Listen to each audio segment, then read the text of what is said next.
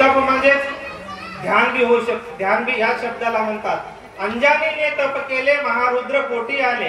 अंजानीने तप केलं, एक हनुमान एक असा त्याला जन्माला असा एक बलाळ एक हनुमान तो जन्माला आला। आणि आम्ही जर असं बघितलं तर खरंच की जर शंकर भगवानाचा जर विषय आम्ही घेतला, शंकर भगवानानं सुद्धा ध्यान केलेलं आहे। शंकर भगवानानं पार्वतीला भजनाच्या रूपामध्ये म्हणलं, तुम्ही सांगा मध लागोनी तेव्हाच घेईल अन्न पाणी। हे पार्वतीने शंकर भगवानाला म्हणले की तुम्ही कुणाचं ध्यान करता, सर्व जग तुमचं ध्यान करते। तर शंकर भगवानाला म्हणले तुम्ही कुणाचं ध्यान करता, तेव्हा शंकर भगवान म्हणले सदा राहणारा तो सदाशिव, सदा राहणारा तो सदाशिव, तो आत्मा, मी त्याचं ध्यान करतो म्हणले। हे काय नवीन नाही आहे। जर आपण इतिहासाकडे जर बघितला, तुकाराम महाराज म्हणले काया ही पंढरी आत्मा हा विठ्ठल। तुकाराम महाराज काय म्हणले, काया ही पंढरी आत्मा हा विठ्ठल। याच विठ्ठलाला आम्हाला बघण्यासाठी, याचाच अनुभव घेण्यासाठी आम्हाला 5 मिनिट 10 मिनिट आम्हाला ध्यानाची गरज आहे। बाबाजीने ध्यान केलं, संतांनी ध्यान केलं, आपल्याला तेवढं जरी होत नसेल तरी आपण 5 मिनिट 10 मिनिट आपण आपल्या घरी करू शकतो। आणि ध्यान करण्यासाठी काही पैसे लागत नाही। तुकडोजी महाराज म्हणतात, हरी नाम घे फुकाचे, हरी नाम घे फुकाचे, जप मानवा तू यावाचे, तुटतील बंद सारे भवपास या जीवनाचे। तुकडोजी महाराज म्हणला, ईश्वराचं नामचिंतन घ्यायला काही पैसे लागत नाही। ईश्वराचं नामचिंतन घ्यायला पैसे लागते का? नाही। आम्हाला सिर्फ त्याला 5 मिनिट 10 मिनिट तुम्ही तुमच्या घरी बसा, 5 मिनिट 10 मिनिट काही लागत नाही म्हणले तुकडोजी महाराज। आणि जर आपण बघितलं तर देव भावाचा भुकेला, काय देव भावाचा भुकेला हाच दुष्काळ तयाला म्हणले। देवाला काही पैसे लागत नाही, त्याला श्री पाहिजे भाव। जर इतिहासाकडे जर आपण बघितला, इतिहासामध्ये जर बघितला, शबरी माता पैसेवाली होती का? शबरी मातेचा जर आपण इतिहास घेतला, शबरी मातेला त्याच्या गुरुला सांगितलं होतं की एक दिवस तुला श्रीरामाचं दर्शन होणार आहे, एक दिवस तुला श्रीरामाचं दर्शन होणार आहे। कुणाला? शबरी मातेला।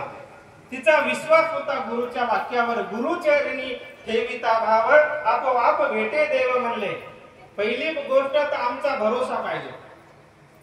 शबरी मातेला सांगितलं की की तुला एक दिवस ईश्वराचं दर्शन होणार आहे।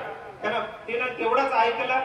आणि असा तुमच्या गावासारखा, गावाच्या बाजूला ती गरीब होती, तिला काय नारळ आणायसारखे पैसे नव्हते, तिला काय केळा आणायला, काय उदबत्ती असं काही नव्हतं। निसर्गिक पूजा करत होती ती। निसर्गिक म्हणजे आज जंगलामध्ये जसं पान आहे, फळ आहे, फूल आहे, अशी ती निसर्गिक पूजा करत होते। आणि एका पानावर ठेवून ते एक दिवस की मला ईश्वराचं दर्शन होणार आहे हे तिच्या मनामध्ये होतं। काहून की गुरुवरच्या वाक्यावर तिचा विश्वास होता। आणि एक दिवस असा इतिहास सांगते की एक दिवस शबरी मातेला श्रीरामजीचं दर्शन झालं। शबरी माता श्रीरामजीकडे गेली नाही, श्रीरामाला शबरी मातेला दर्शन देवावं लागलं असं इतिहास सांगते। मग काय पाहिजे तिच्याकडे? का पैसे होते का? नाही। देव भावाचा भुकेला हाच दुष्काळ तयाला, त्याला काही दुष्काळ नाही, सिर्फ आमच्या भावाचा दुष्काळ आहे। कशाचा? आमच्या मनाचा, आमच्या भावाचा। हेच संतांनी सुद्धा आम्हाला सांगितलं, बाबाजीने मी सांगितलं, काही लागत नाही, 5 मिनिट 10 मिनिट तुम्ही बसा।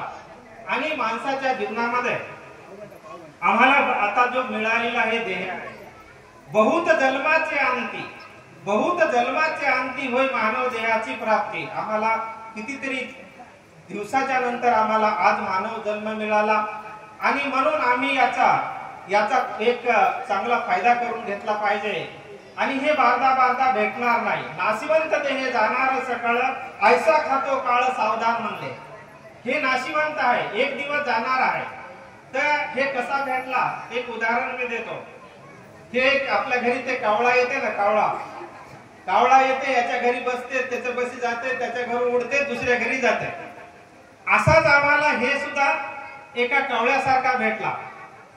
तर एक असं तुमचं गाव आहे ना, असा तुमच्या गावासारखा एक गाव होता। त्या गावामध्ये एक आंधळा माणूस होता।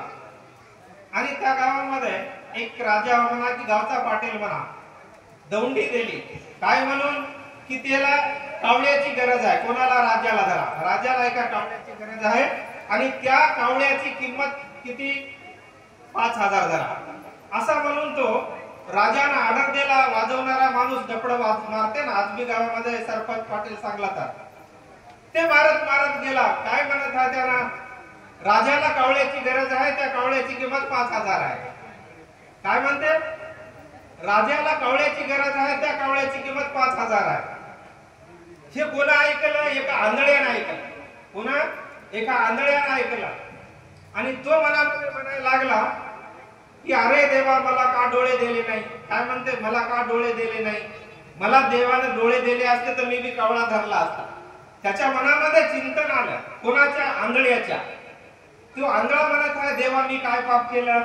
मला काऊन डोळे दिले नाही? तसंच आपल्याला बी हाय तवा कोण्या गोष्टीचा व्हॅल्यू नाही राहिला. आपल्याला हाय ना म्हणून आपल्याला काही व्हॅल्यू नाहीये. तेव्हा त्या आंधळ्याला व्हॅल्यू होता डोळ्याचा. कोणाला? आंधळ्याला. ते आंधळा देवाचं चिंतन करायला लागला. देवा, मला का डोळे दिले नाही? मी काय पाप केला? म्हणत म्हणत तुमच्या गावाच्या बाजूला एक नदी होती. त्या नदीमध्ये आंघोळ करण्यासाठी तो उतरला. उतरल्यानंतर त्याच्या मनामध्ये देवाच्या विषयी एकच चिंतन होतं की मी कावळा धरला असता, देवानं मला का डोळे दिले नाही? मला का डोळे दिले नाही? एकच चिंतन त्याच्या मनामध्ये. नदीमध्ये गेला आणि बुडला. बुडल्यानंतर दोन्ही हात वरी केले. त्यानं देवाला म्हणत आहे की देवा, मी काय पाप केला? त्याच्या मनामध्ये एकच गोष्ट. तर सहज त्यानं वरी हात केले. जसे वरी हात केले तसे त्याच्या हातामध्ये एक कावळा आला. काय आला? एक कावळा आला. कोणी कोण आला की पण आला. आल्यानंतर ते कावळ्याला धरलं तर ते बघला त्यानं. आंधळा माणूस कोणता पक्षी आहे म्हणून त्यानं असा त्याला धरून बघला तर ते काव काव म्हणला. अरे, मला कावळा भेटला म्हणला. कावळा भेटल्यानंतर त्याला खुशी आली. आता मी 5000 मले आला म्हणून असा आनंद झाला. पण त्याच्या मनामध्ये पुन्हा काय आला? नाही म्हणला, कावळा धरणं लय सोपं आहे, अजून एक कावळा धरायचा. काय म्हणते? अजून मी एक कावळा धरायचा. कावळा धरणं लय सोपं आहे. अजून काय केला? अजून नदीमध्ये गेला. नदीमध्ये गेल्यावर एवढ्या पाण्यामध्ये गेला. अजून वरी हात करून देवाला एक कावळा अजून मागायचा म्हणला. सोपा आहे, कावळा भेटते म्हणला. एक डुबकी मारायचा, वरी हात करायचा, कावळा येतेच म्हणला. मध्ये गेला डुबकी मारा म्हणून, पण पहिला कावळा कोणी ठेवा? प्रश्न पडला. पहिला कावळा ठेवा कोटा? नाही म्हणला, या कावळ्याले असा बगलमध्ये धरा म्हणला. येतील है ना, येती धरा म्हणला आणि पाण्यामध्ये डुबकी मारा म्हणला. धरला ते कावळ्याला, डुबकी मारला. डुबकी मारून वरी आला. आता एका हाताने तर कावळा मागायचा नाही, देवाले 2 हाताने मागा लागल ना. तर म्हणला पहिल्या कावळ्याला असा धरावा म्हणला. याने खाकामध्ये असं बगलमध्ये धरून म्हणला, वरी वरी वरी वरी हात केला. हे निघून गेला. खालचा कावळा निघून गेला. त्याला एनर्जी आली, ते निघून गेला. दुसरा कावळा आलाच नाही. पहिला कावळा देवाने दिला, ते निघून गेला. दुसरा कावळा आलाच नाही. तर आमच्या जिंदगीमध्ये बी आम्हाला बी देवाने दिलेला याच्यामध्ये बी एक कावळा आहे. तो आत्मारूपी कावळा आहे. आमच्यामध्ये बी ते कधी उडून जाईल सांगता येत नाही. आणि जे आहे त्याच्यामध्ये माणसाला समाधान राहिलं पाहिजे. बोलण्याचा उद्देश एवढाच की आम्ही बी एक दिवस या कावळ्यासारखं उडून जाणार आहोत. आणि जे मेहनतीचं आहे, जे दिलेलं आहे, तेवढ्यामध्ये आम्ही समाधान राहिलं पाहिजे. तर म्हणून तर कबीराने म्हणलं, कल करने का आज करो, आज करने का अभी करो. कबीर काय म्हणते?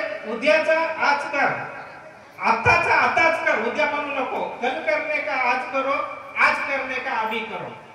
मला एवढंच म्हणायचं आहे. याच्यामधून कबीराने काय म्हणलं?